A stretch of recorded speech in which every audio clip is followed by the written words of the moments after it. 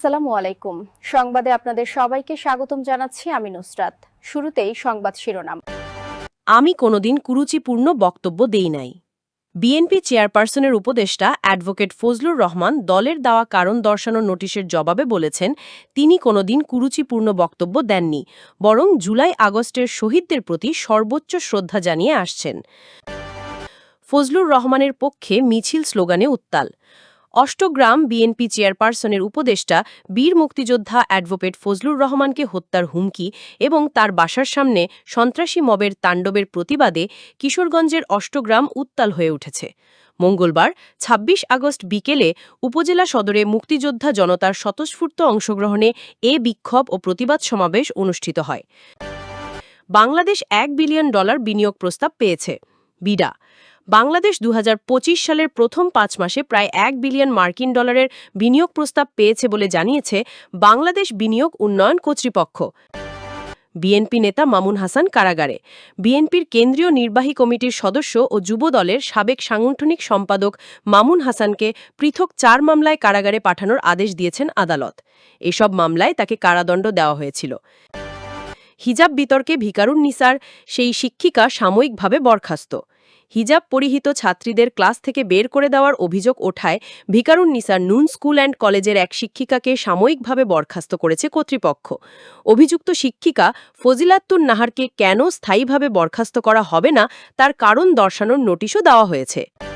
এতক্ষণ শুনছিলেন সংবাদ শিরোনাম, এখন বিস্তারিত। বিএনপি চেয়ারপারসনের উপদেষ্টা অ্যাডভোকেট ফজলুর রহমান দলের দেওয়া কারণ দর্শানোর নোটিশের জবাবে বলেছেন, তিনি কোনোদিন কুরুচিপূর্ণ বক্তব্য দেননি, বরং জুলাই আগস্টের শহীদদের প্রতি সর্বোচ্চ শ্রদ্ধা জানিয়ে আসছেন। মঙ্গলবার ২৬শে আগস্ট বিএনপির সিনিয়র যুগ্ম মহাসচিব অ্যাডভোকেট রুহুল কবির রিজভী বরাবর নোটিশের জবাবে এসব কথা বলেন তিনি বলেন, অত্যন্ত দুঃখের সঙ্গে এই অভিযোগটি অস্বীকার করে আমি বলতে চাই, আমি কোনোদিন কুরুচিপূর্ণ বক্তব্য দেই নাই, যা আমার স্বভাব ও চরিত্রের বিপরীতে। আমি প্রথম ২০২৪ সালের ১৬ই জুলাই রংপুর বিশ্ববিদ্যালয়ের শহীদ আবু সাইদকে পুলিশ সরাসরি বুকে গুলি করে হত্যা করার পর বলেছিলাম, সে এই ২১ শতাব্দীর প্রথম বীরশ্রেষ্ঠ। আমার বক্তব্যে জুলাই আগস্টের শহীদের প্রতি সর্বোচ্চ শ্রদ্ধা জানিয়ে আসছি। ধর্মীয় অনুভূতিতে আঘাতের অভিযোগ প্রসঙ্গে তিনি বলেন, তিনি একজন দৃঢ় বিশ্বাসী মুসলমান এবং ইসলাম ও আল্লাহ রাসূলে তার অটল আস্থা রয়েছে। তবে জামায়াতি ইসলামী সহ ধর্মের ব্যবসায়ীদের বিরুদ্ধে তিনি রাজনৈতিকভাবে সবসময় কথা বলেছেন, ভবিষ্যতেও বলবেন। ফজলুর রহমান বলেন, কোটা আন্দোলন শুরু হওয়ার সময় তিনি ছাত্রদের গণতন্ত্রের আন্দোলনে অংশগ্রহণে উৎসাহিত করেছিলেন। জুলাই আন্দোলন এবং বিএনপির দীর্ঘ সংগ্রামে তিনি সক্রিয়ভাবে সম্পৃক্ত ছিলেন। শেখ হাসিনা সরকারের পতনের পর জামায়াত শিবির নিজেদের জুলাই আন্দোলনের ভ্যানগার্ড দাবি করে ইতিহাস বিকৃতির চেষ্টা করেছিল। তিনি বলেছেন, মুক্তিযুদ্ধকে অস্বীকার করার প্রবণতার বিরুদ্ধে তিনি নিয়মিত বক্তব্য দিয়েছেন এবং জামায়াত শিবিরকে কালো শক্তি হিসাবে চিহ্নিত করেছেন। ফজলুর রহমান অভিযোগ করে বলেন, বিএনপি দীর্ঘদিন আন্দোলনের জমি তৈরি করেছে, কিন্তু ধান কাটার সময় জামায়াত ও বৈষম্যবিরোধী ছাত্ররা সেটি কেটে নিয়েছে।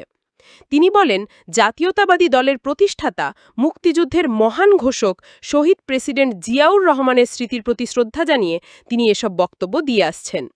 কিছু বক্তব্যে যদি ভুল ত্রুটি থেকে থাকে তবে তিনি দুঃখ প্রকাশ করতে প্রস্তুত। ফজলুর রহমান আরও বলেন, দলের ক্ষতি হয় এমন কোনো কাজ তিনি কখনো করেননি এবং ভবিষ্যতেও করবেন না। বিএনপির নেতৃত্বের ওপর তার পূর্ণ আস্থা রয়েছে এবং দলের বৃহত্তর স্বার্থে সব সিদ্ধান্ত মেনে নেবেন তিনি। বিএনপি চেয়ারপারসনের উপদেষ্টা বীর মুক্তিযোদ্ধা অ্যাডভোকেট ফজলুর রহমানকে হত্যার হুমকি এবং তার বাসার সামনে সন্ত্রাসী মবের তাণ্ডবের প্রতিবাদে কিশোরগঞ্জের অষ্টগ্রাম উত্তাল হয়ে উঠেছে। মঙ্গলবার ২৬ আগস্ট বিকেলে উপজেলা সদরে মুক্তিযোদ্ধা জনতার স্বতঃস্ফূর্ত অংশগ্রহণে এ বিক্ষোভ ও প্রতিবাদ সমাবেশ অনুষ্ঠিত হয়। এ সময় ফজলুর রহমানের বিরুদ্ধে যে কোনো ধরনের ষড়যন্ত্র প্রতিরোধের ঘোষণা দেওয়া হয়। এছাড়া মঙ্গলবার কিশোরগঞ্জের ইটনাতেও ব্যাপক বিক্ষোভ ও প্রতিবাদ কর্মসূচি পালন করা হয়েছে। প্রতিবাদ সমাবেশে বীর মুক্তিযোদ্ধা রৌশন আলী রুশো, বীর মুক্তিযোদ্ধা নবী হোসেন তজু মিয়া, এস কামাল হোসেন, সাধারণ সম্পাদক সিদ্দিকুজ্জামান ঠাকুর স্বপন, সাংগঠনিক সম্পাদক তরিকুল ইসলাম জুয়েল, উপজেলা কৃষক দলের সভাপতি মোহাম্মদ হাবিবুল হান্নান, সদর উপজেলা বিএনপি সভাপতি এম এ সালেক, উপজেলা যুবদলের সদস্য সচিব অ্যাডভোকেট তানজির সিদ্দিকী রিয়াদ, সিনিয়র যুগ্ম আহ্বায়ক নুরুল ইসলাম অপু, উপজেলা স্বেচ্ছাসেবক দলের আহ্বায়ক মনসুর আলম, উপজেলা যুবদলের যুগ্ম আহ্বায়ক মুকুল হোসেন প্রমুখ বক্তব্য রাখেন। উপজেলা মুক্তিযোদ্ধা সংসদের সামনে প্রতিবাদ সমাবেশের আগে কয়েক হাজার ছাত্র জনতা, বীর মুক্তিযোদ্ধা এবং বিএনপি ও সহযোগী সংগঠনের নেতাকর্মীদের অংশগ্রহণে বিক্ষোভ মিছিল অনুষ্ঠিত হয়। ইটনা পুরানবাজারে উপজেলা বিএনপির অস্থায়ী কার্যালয়ের সামনে থেকে বের হওয়া বিক্ষোভ মিছিলটি বাজার ও উপজেলা সদরের প্রধান সড়ক প্রদক্ষিণ করে। মিছিল থেকে ফজলুর রহমানের পক্ষে বিভিন্ন স্লোগান দেওয়া হয়। এ সময় মিছিল স্লোগানে উত্তাল হয়ে ওঠে পুরো এলাকা। বাংলাদেশ ২০২৫ সালের প্রথম ৫ মাসে প্রায় $1 বিলিয়ন মার্কিন ডলারের বিনিয়োগ প্রস্তাব পেয়েছে বলে জানিয়েছে বাংলাদেশ বিনিয়োগ উন্নয়ন কর্তৃপক্ষ বিডা। বিনিয়োগ প্রস্তাবের প্রবাহকে ইতিবাচক প্রবণতা হিসেবে উল্লেখ করে বিডার বিজনেস ডেভেলপমেন্ট প্রধান নাহিয়ান রহমান রচি বলেন, জানুয়ারি থেকে মে মাসের মধ্যে প্রাপ্ত প্রস্তাবগুলোর প্রায় ২০% ইতোমধ্যেই অগ্রসর পর্যায়ে পৌঁছেছে, যার মধ্যে রয়েছে চুক্তি স্বাক্ষর, জমি ইজারা নিশ্চিতকরণ এবং বরাদ্দপত্র। মঙ্গলবার রাজধানীর বিডা অডিটোরিয়ামে বিনিয়োগ বিষয়ক সাংবাদিকদের সঙ্গে মতবিনিময়কালে তিনি এসব তথ্য জানান। তিনি বলেন, এ প্রবণতা বিনিয়োগকারীদের মধ্যে বাংলাদেশের বিশেষ অর্থনৈতিক অঞ্চল বা SEZ নিয়ে আগ্রহ বাড়ছে এবং সরকারের শিল্পায়ন প্রক্রিয়াকে আরও গতিশীল করছে। নাহিয়ান রহমান রচি আরও বলেন, আমাদের লক্ষ্য কেবল বিনিয়োগের পরিমাণ নয়, বরং এর মান ও স্থায়িত্বও নিশ্চিত করা। এ ধারা অব্যাহত থাকলে এবং প্রক্রিয়া আরও সহজতর হলে আগামী ৫ মাসে আরও কার্যকর ফলাফল বয়ে আনতে পারে। বাংলাদেশ অর্থনৈতিক অঞ্চল কর্তৃপক্ষের বেজার তথ্য অনুযায়ী প্রস্তাবিত বিনিয়োগের প্রায় ৬০% বর্তমানে অনুসন্ধানী বা যথাযথ যাচাই-বাছাই পর্যায়ে রয়েছে। এর মধ্যে রয়েছে সম্ভাব্যতা সমীক্ষা, প্রাথমিক আলোচনা এবং প্রাথমিক প্রকল্প পরিকল্পনা। রচি বলেন, এটি বৃহৎ পরিসরের বিনিয়োগের জন্য একটি স্বাভাবিক ধারা। বিশ্বব্যাপী বেশিরভাগ প্রস্তাবই অনুসন্ধানী পর্যায় থেকে শুরু হয় এবং সঠিক সহায়তা পেলে ধীরে ধীরে বাস্তবায়নের দিকে অগ্রসর হয়। তিনি জানান, আরও প্রায় ২০% প্রস্তাব এখন গভীর পর্যালোচনায় রয়েছে, যা আনুষ্ঠানিক নথিপত্রের পূর্ববর্তী ধাপ।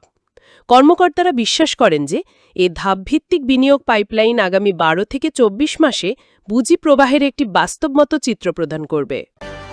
বিএনপির কেন্দ্রীয় নির্বাহী কমিটির সদস্য ও যুবদলের সাবেক সাংগঠনিক সম্পাদক মামুন হাসানকে পৃথক ৪ মামলায় কারাগারে পাঠানোর আদেশ দিয়েছেন আদালত।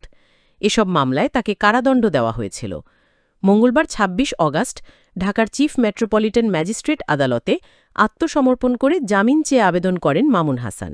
শুনানি শেষে ঢাকার পৃথক ৪ আদালত তার জামিনের আবেদন নামঞ্জুর করে কারাগারে পাঠানোর আদেশ দেন। আসামি পক্ষের আইনজীবী সৈয়দ নজরুল ইসলাম বলেন, কারাদণ্ড দেওয়ার কারণে মামুন হাসানকে কারাগারে পাঠানো হয়েছে। উচ্চ আদালতে খুব দ্রুতই জামিন আবেদন করা হবে। মামলার নথি থেকে জানা গেছে, ২০২৩ সালের ৮ নভেম্বর মিরপুর মডেল থানার দ্রুত বিচার আইনের মামলায় মামুন হাসানকে ৩ বছরের কারাদণ্ড এবং ৫,০০০ টাকা জরিমানা, অনাদায়ে ৩ মাসের কারাদণ্ড দেওয়া হয়। একই দিন মিরপুর মডেল থানার দ্রুত বিচার আইনের আরেক মামলায় তার ৩ বছরের কারাদণ্ড এবং ৫,০০০ টাকা জরিমানা, অনাদায়ে ৩ মাসের সাজা দেওয়া হয়। একই বছরের ১২ নভেম্বর মিরপুর মডেল থানার মামলায় পৃথক ২ ধারায় তাকে ২.৫ বছরের কারাদণ্ড ও ২,০০০ টাকা জরিমানা, অনাদায়ে ১ মাসের সাজা দেওয়া হয়। এর আগে ওই বছরের ২৬ অক্টোবর মিরপুর মডেল থানার এক মামলায় ১.৫ বছরের কারাদণ্ড এবং ৩,০০০ টাকা জরিমানা, অনাদায়ে ১ মাসের সাজা দেওয়া হয়। হিজাব পরিহিত ছাত্রীদের ক্লাস থেকে বের করে দেওয়ার অভিযোগ ওঠায় ভিকারুন্নিসা নূন স্কুল অ্যান্ড কলেজের এক শিক্ষিকাকে সাময়িক বরখাস্ত করেছে কর্তৃপক্ষ। অভিযুক্ত শিক্ষিকা ফজিলাতুন নাহারকে কেন স্থায়ীভাবে বরখাস্ত করা হবে না, তার কারণ দর্শানোর নোটিশও দেওয়া হয়েছে। মঙ্গলবার স্কুল কর্তৃপক্ষের পক্ষ থেকে জারি করা এক বিজ্ঞপ্তিতে এই সিদ্ধান্তের কথা জানানো হয়। এতে বলা হয়, ভিকারুন্নিসা নূন স্কুল অ্যান্ড কলেজের বসুন্ধরা শাখার প্রভাতী শাখার ৬ষ্ঠ শ্রেণীর ২২ জন শিক্ষার্থীকে হিজাব পরার কারণে ক্লাস থেকে বের করে দেওয়ার অভিযোগের প্রেক্ষিতে এ ব্যবস্থা নেওয়া হয়েছে। ঘটনার সূত্রপাত হয় গত রোববার। ওই দিন স্কুলের বসুন্ধরা শাখায় ষষ্ঠ শ্রেণীর কিছু ছাত্রী হিজাব পরে ক্লাসে আসে। অভিযোগ অনুযায়ী ইংরেজি শিক্ষক ফজিলাতুন নাহার তাদের মাদ্রাসার শিক্ষার্থীদের মতো হিজাব পরে আসার জন্য বকাঝকা করেন এবং ক্লাস থেকে বের করে দেন। শিক্ষার্থীদের অভিযোগ, তাদের সঙ্গে অত্যন্ত খারাপ ব্যবহার করা হয়। ভুক্তভোগী ছাত্রীদের অভিভাবকরা জানান, তাদের সন্তানরা প্রতিদিনের মতোই হিজাব পরে স্কুলে গিয়েছিল, কিন্তু বাসায় ফিরে তারা জানায় হিজাব পরার কারণে তাদের ক্লাস থেকে বের করে দেওয়া হয়েছে। তবে এ বিষয়ে অভিযুক্ত শিক্ষিকা ফজিলাতুন নাহার ভিন্ন ব্যাখ্যা দিয়েছেন। তার দাবি, তিনি হিজাব পরতে নিষেধ করেননি, তিনি শুধুমাত্র সঠিকভাবে হিজাব পরার কথা বলেছিলেন এবং সে কারণে কয়েকজন শিক্ষার্থীকে 10 থেকে 15 মিনিটের জন্য ক্লাসের বাইরে দাঁড় করিয়েছিলেন। তিনি আরও দাবি করেন যে জঙ্গি শব্দটি ব্যবহার করেননি তিনি, বরং বলেছিলেন যে এ ধরনের ওড়না সাধারণত মাদ্রাসার মেয়েরা পরে থাকে। এই ঘটনার পর স্কুল কর্তৃপক্ষ দ্রুত পদক্ষেপ নেয় এবং অ্যাডহক কমিটির সিদ্ধান্ত অনুযায়ী শিক্ষিকা ফজিলাতুন নাহারকে সাময়িক বরখাস্ত করে। একই সঙ্গে আগামী 7 কার্যদিবসের মধ্যে তাকে কারণ দর্শানোর নোটিশ দেওয়া হয়েছে।